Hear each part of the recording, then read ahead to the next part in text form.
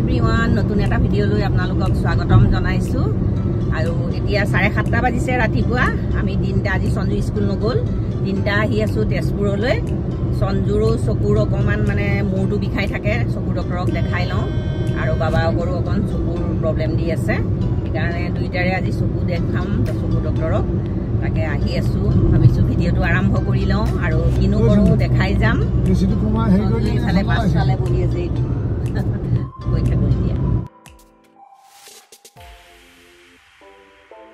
এতিয়া ডক্টৰৰ তাৰপৰা আহি এওঁৰ লগৰ বন্ধু এজনৰ ঘৰলৈ আহিছোঁ আহি পাইছোঁ হেল্ল' এভৰিৱান আমাৰ এওঁৰ বন্ধুৰ ঘৰত চাহ তাহ খালোঁ মানে ৰাতিপুৱাৰ ব্ৰেকফাষ্টটো কৰিলোঁ আৰু এতিয়া চশমা বনাবলৈ দি থৈ আহিছোঁ এতিয়া চশমা লৈ ভণ্টিহঁতৰ ঘৰত এপাক মাৰি যামগৈ আৰু এতিয়া ভণ্টিহঁতৰ ঘৰলৈ যাওঁ আৰু এই মিঠাই আৰু ঠাণ্ডা লৈ লৈছোঁ একেবাৰে বিৰাট ৰ'দ আৰু সঞ্জু চশমা বনাবলৈ দিছোঁ হোৱাই নাই মই গাড়ীতে অকণ সময় থাকোঁ সিহঁতে পটককৈ চশমাযোৰ লৈ আহক তাৰপিছত ভণ্টিহঁতৰ ঘৰ পামগৈ আৰু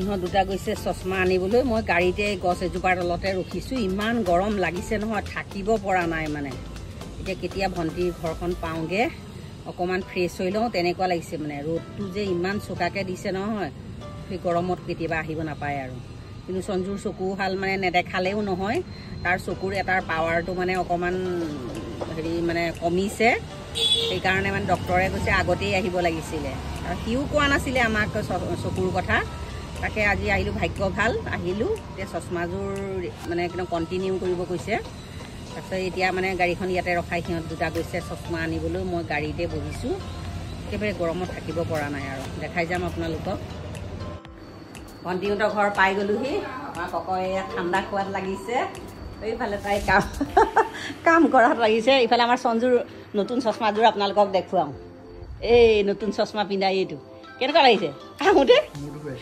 মূৰটো ঘূৰাইছে উজুতিয়াই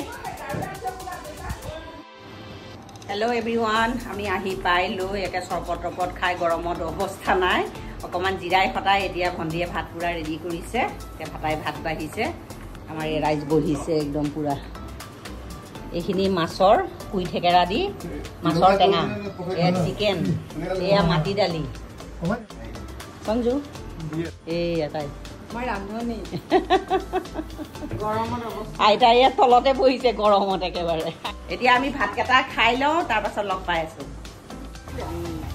হেল্ল' এভৰিৱান ভাত পানী খাই অকণমান শুলোঁ আৰু এতিয়া 4টা বাজিছে কিন্তু পূৰা ৰ'দ দিয়েই আছে আৰু এতিয়া যাওঁ সঞ্জুৰ বজাৰ দুটামানো কৰিব আছে বজাৰ কেইটামান কৰি যামগৈ তাইও অৱস্থা কাঢ়ি ৰৈ আছে গৰমত চব অৱস্থা নাই আৰু যাওঁ ইফালে অশোকজোপা ফুলি আছে চব কি ধুনীয়াকৈ ফুলি আছে একেবাৰে A few moments later গাড়ীখন ছাইডত থৈ আমি অকণমান জুডিঅ'লৈ আহিছোঁ সঞ্জু কিবা কাপোৰ কেইটামান লাগে বোলে তাকে সেই দুটা গৈ আছে মই পাছে পাছে আহিছোঁ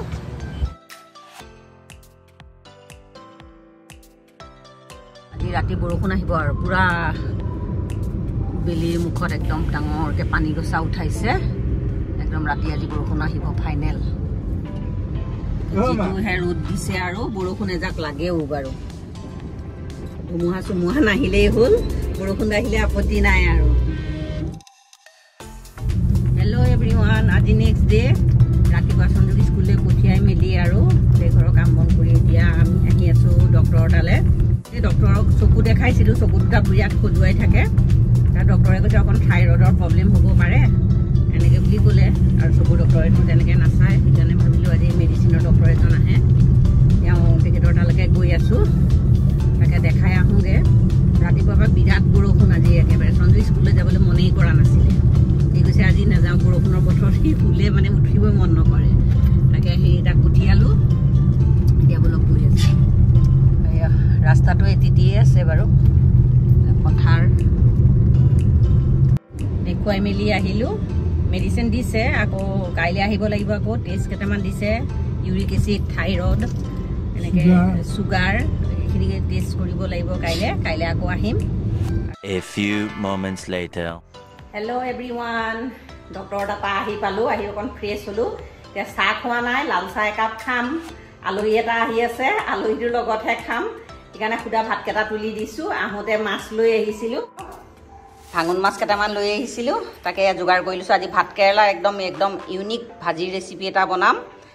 আৰুনো কি বনাওঁ দুপৰীয়া সাজত আজি আপোনালোকক দেখাই যাম। এতিয়া ৰাতিপুৱা বৰষুণ, এতিয়া দেখিছেনে ৰ'দ পূৰা চেককৈ ৰ'দ ওলাইছে। এতিয়া চনুহঁতে ৰাতিপুৱা বেলা ইমান কষ্ট নাপালে বাৰু, এতিয়া পিছবেলা বাৰু এতিয়া 1:30 বজাত আহি পাবহিয়ে। তাকে এতিয়া মই এইখিনি মাছটো বাছি লওঁ আৰু ভাজি চাজিখিনি কাটি লওঁ। মাছখিনি বাছি আনিলোঁ, আনি পেলাই এতিয়া নিমখ হালধি সানি লওঁ।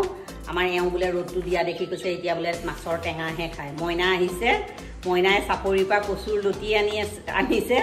এতিয়া মোৰ কাম বাঢ়িলে আৰু কচুৰ লতি এতিয়া ভাজিব লাগিব। তাকে এতিয়া চাহকণ খাই লওঁ। মইনাও আহিছে, সিহঁতে পুখুৰীত মানে চূণ দিবলৈ যায়। আমাৰ ইয়াৰ পৰা 6 কিলোমিটাৰমান আঁতৰত বাৰু। দুইটাই এতিয়া গাড়ী লৈ যাব চূণ দিবলৈ। চূণ দি আহিহে বোলে দেৰিকৈ ভাত খাব, সেইকাৰণে চাহ অকণ খাই যায়। আৰু মোক কচুলতি বনাব কৈছে। এয়া কচুলতি দেখিছেনে, চাপৰিৰ পৰা এতিয়া আনিছে। মাছখিনি এয়া বাছি কুচি ল'লোঁ, নিমখ হালধি সানিলোঁ। আমাৰ সঞ্জয়টো নাখায়, তাৰ কাৰণে মাংস তৰকাৰী অকণমান আছে, চলি যাব। আৰু পিটুকণ ধুনীয়া দেখি কণী লগা অকণ ৰাখি থৈছোঁ। বাৰী চুকলৈ যাওঁ, পননুৱা কেইডালমান বুটলি লওঁ, তাৰপাছত চাহকণ খাই আৰু ভাতত লাগিম। আৰু বাৰী চুকলৈ আহিছোঁ, পননুৱা কেইডালমান বুটলি ল'লোঁ। এইখিনিয়ে পননুৱাই হৈ যাব। অকণ গুটি লাগিছে, ধুলে এইখিনি গুটিখিনি গুচি যাব। এতিয়া মধুসোলং কেইডালমান ছিঙি লওঁ। এয়া এইখিনি মধুসোলং, এইখিনি পননুৱা মধুসোলং, এইখিনি পূৰা বুটলি ল'লোঁ। এইখিনি ধুই পখালি চাফা কৰি মেলি কুটি বাছি লওঁ, তাৰপাছত আপোনালোকক লগ পাই আছোঁ। মতে মাছৰ তৰকাৰীটো বনাই লওঁ। গেছত কেৰাহী এখন বহাই দিছোঁ, তেল দি দিছোঁ।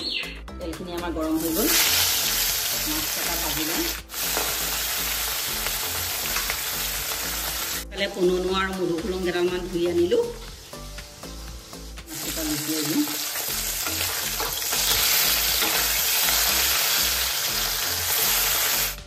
অলপ মেথি গুটি দুটামান ফুটাই দি দিলোঁ, শাক এডাল দি দিছোঁ। দিলেই হ'ব,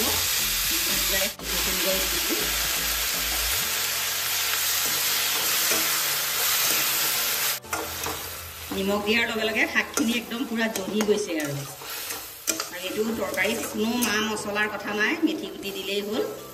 আৰু এইখিনি মাত্ৰ 2 মিনিটমান ঢাকনাখন লগাই মই ভাজিম। ঢাকনাখন লগাই 2 মিনিট ভাজিম। শাককেইডাল ভজা 2 মিনিট হৈ গ'ল, পূৰা সিজি গ'ল আৰু পানীটো শুহি গ'ল।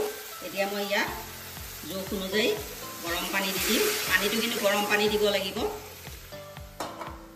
টেঙা তৰকাৰী যেতিয়া অকণমান পনীয়াকেই বনাইছোঁ। আৰু এতিয়া মই লগে লগে ইয়াত মাছকেইটা দি দিম। ঢাকনাখন মাৰি 10 মিনিট উতলিলে মোৰ মাছৰ টেঙা ৰেডি।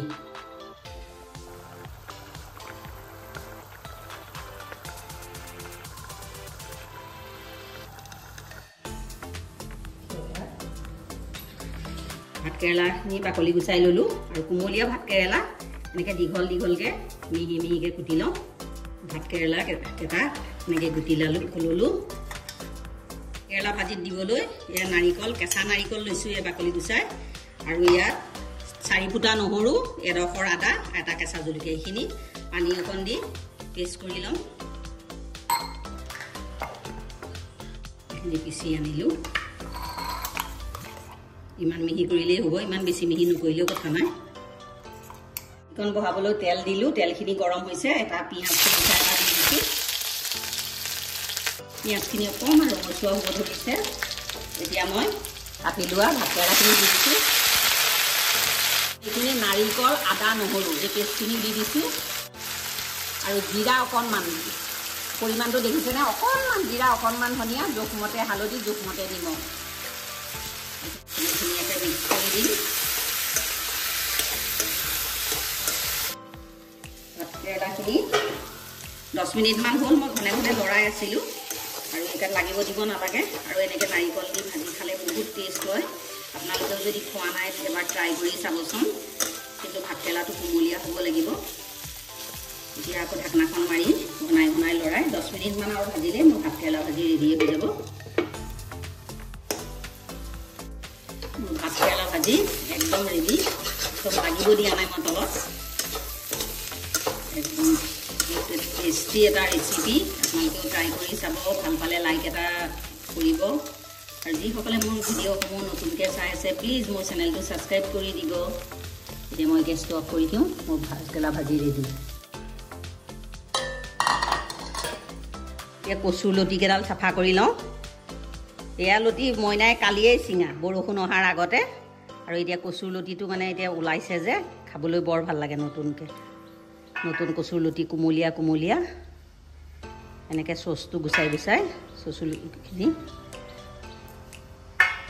গুচাই লওঁ এয়া এনেকৈয়ে গোটেইখিনি মই কচু লতি চব্জি যিমান বনাওঁ সেই জোখতে চাফা কৰি লওঁ কচুৰ লতিখিনি এইখিনি চাফা কৰি এয়া 5 মিনিট পানীত তিয়াই থ'ম তাৰপিছত বনাম দিবৰ কাৰণে জলকীয়া আদা নহৰু এইখিনি মই পটাত পিচি লওঁ যি বনাবলৈ কেৰাহীত তেল দি দিলোঁ আৰু পিঁয়াজ এটা দি দিছোঁ পিঁয়াজখিনি আমাৰ ৰঙচুৱা হৈ গৈছে এতিয়া পিচি লোৱা এয়া আদা নহৰু কেঁচা জলকীয়া পেষ্টকণ দি দিছোঁ থেতেলিয়াই লৈছিলোঁ একেবাৰে গুড়া কৰা নাই মই অকণমান ভাত খাই গৈছে এতিয়া মই ইয়াত জোখ অনুযায়ী নিমখ দি দিছোঁ জোখ অনুযায়ী হালধি দিছোঁ আধা চামুচ ধনিয়া দিছোঁ আধা চামুচতকৈ কম জিৰাও দিছোঁ আধা চামুচতকৈ কম লগে লগে মই কচুখিনি দি দিছোঁ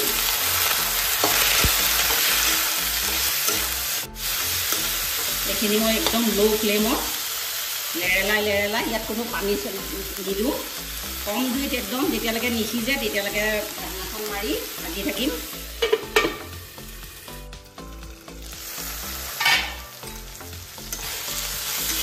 এইখিনি কচু লতিখিনি ভজা মই প্ৰায় 6-7 মিনিটমান হ'ল একদম ল' ফ্লেমত ভাজি আছোঁ আৰু এতিয়া মই ইয়াত এটা বস্তু দিম মাছৰ পিঠু অকণ আছিলে কণী অকণমানৰ সৈতে সেইখিনি দি দিছোঁ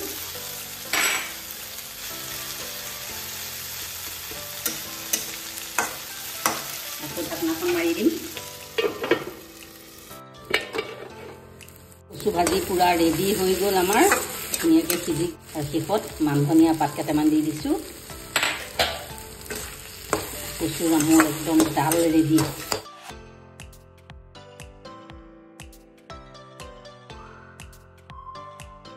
হেল্ল' এভৰিৱান সঞ্জয়ে ভাত খালে এতিয়া আমি মইনা বাবা আমি খাই আছোঁ পুখুৰীত চূণ দিব গৈছিলে খোৱা ৰেডিয়ে হৈছে কচু ভাজিখন ইমান টেষ্টি হৈছে নহয় কচু ভাজিৰে প্ৰথমে মইনাইটো শেষেই কৰিলে আৰু ভাতকেৰেলাৰ নাৰিকল দি ভাজিছোঁ এইটো বহুত ধুনীয়া টেষ্টি হৈছে আপোনালোকেও ট্ৰাই কৰি চাব আৰু আজিৰ ভিডিঅ'টো ইয়াতে সামৰোঁ আজিৰ এই ভিডিঅ'টো যদি ভাল পায় লাইক কৰিব কমেণ্ট কৰিব প্লিজ মোৰ চেনেলটো ছাবস্ক্ৰাইব কৰি দিব কাষত থকা বেল আইকনটো প্ৰেছ কৰি অল কৰি দিব আকৌ এটা নতুন ভিডিঅ' লৈ আপোনালোকৰ ওচৰলৈ আহিম আজিলৈ আহোঁ ধন্যবাদ